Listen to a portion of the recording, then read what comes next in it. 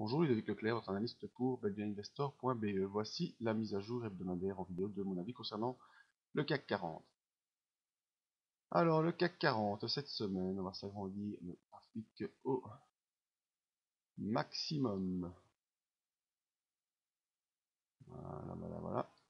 Voilà. Donc cette semaine, une semaine assez volatile, hein, vous le voyez.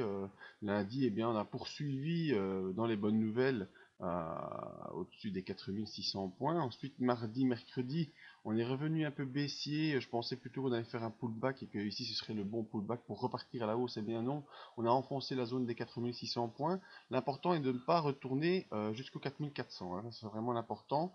Donc ce qui est bien, c'est que le jeudi, on a réaccéléré une nouvelle fois à la hausse. Malheureusement, on n'a pas pu faire un point haut plus haut que le précédent. Et on va se mettre... Là, ici, vous avez les données de prix. Vous voyez la clôture ici de lundi s'est fait vers 4689, alors que la clôture de jeudi s'est fait vers 4677. Donc, on n'a pas pu faire un point plus haut. Espérons que ce n'est pas de mauvais augure. Autre chose qui n'est pas très bonne, c'est que bon, on est revenu en clôture de vendredi sur les 4593. Et ça nous fait en plus, on a comment dire, enfoncé de plus de la moitié la bougie du jeudi. Donc ça c'est un mauvais signal également, mais ça pourrait augurer une prolongation baissière un peu plus importante que ce qu'on a ici. Donc pour l'instant c'est plutôt le combat entre les haussiers et les baissiers, tout ça étant peut-être un peu dû au remaniement du gouvernement grec qui fait ses nombreuses réunions, qui essaye de renégocier la dette, et donc ça met en danger plusieurs prêteurs.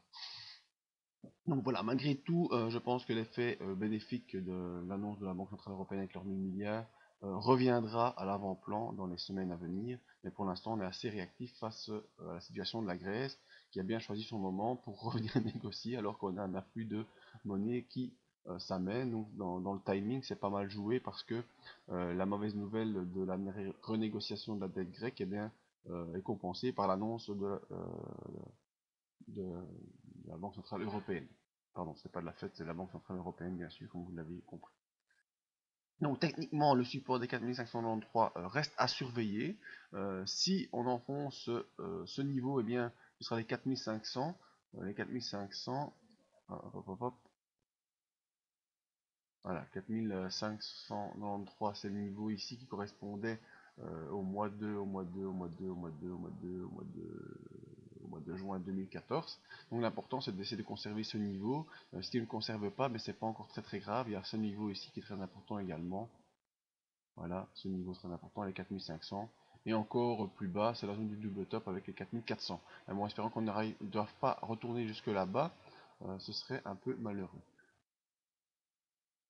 Alors, on a toujours la bande de Bollinger supérieure qui est haussière, la bande de Bollinger inférieure qui se referme vers le haut. Ça veut dire que l'explosion de la volatilité se termine. On va revenir vers des poussées plus calmes, plus dans la tendance. Ici c'est vraiment une poussée très forte. Vous voyez, on a fait 1, 2, 3, 4, 5, 6 clôtures en dehors des bandes de Bollinger, ce qui est déjà assez extraordinaire. Et maintenant on latéralise.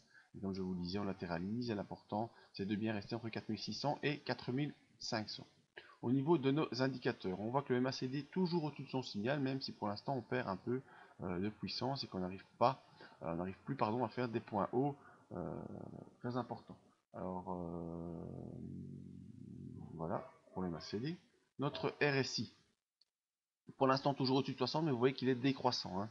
Le RSI est en train de perdre de la force, donc cette impulsion est en effet, comme je vous le disais, en train de perdre de la puissance, il y a une perte de volatilité, et donc maintenant il faudra plutôt surveiller nos supports afin d'avoir un potentiel rebond pour pouvoir poursuivre cette impulsion haussière et donc ce beau mouvement haussier qui est en cours, avec notre objectif toujours placé ici vers 4780, pour l'instant 4770, 4780, c'est l'objectif qu'on s'est fixé.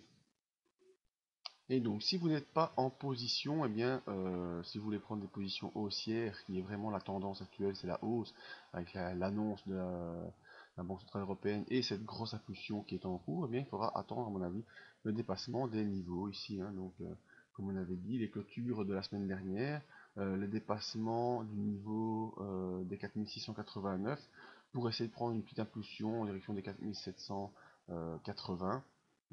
Voilà, donc il y a plus de 100 points à prendre, hein, c'est ça, hein. Ouais, il y a plus de 100 points à prendre. Si vous êtes dans le très court terme, c'est très très bien. Et maintenant, si vous êtes plutôt pour des pressions baissières, eh bien, il faudra attendre un passage sous les 4549, avec attention aux différents paliers, 4499 et 4409, vraiment des paliers importants. Et si vous voulez essayer de prendre un plus long mouvement, eh bien, attendez d'avoir un rebond sur un des niveaux clés ici, et voir si les indicateurs se poursuivre à la hausse. Pour l'instant, la tendance générale est donc bel et bien haussière, hein, avec des indicateurs d'impulsion comme le MACD, comme le RSI, qui nous montrent également qu'on est toujours en impulsion haussière. Voilà, donc rendez-vous la semaine prochaine pour une nouvelle vidéo. En attendant, venez voir nos autres analyses d'actifs. La zone d'exemple qui, grâce aux annonces de la Banque Centrale Européenne, progresse très très bien. Venez un peu voir ce qui se passe de ce côté-là, et n'oubliez pas nos formations en trading, que ce soit pour vos actions ou votre information générale. Merci à tous, à bientôt.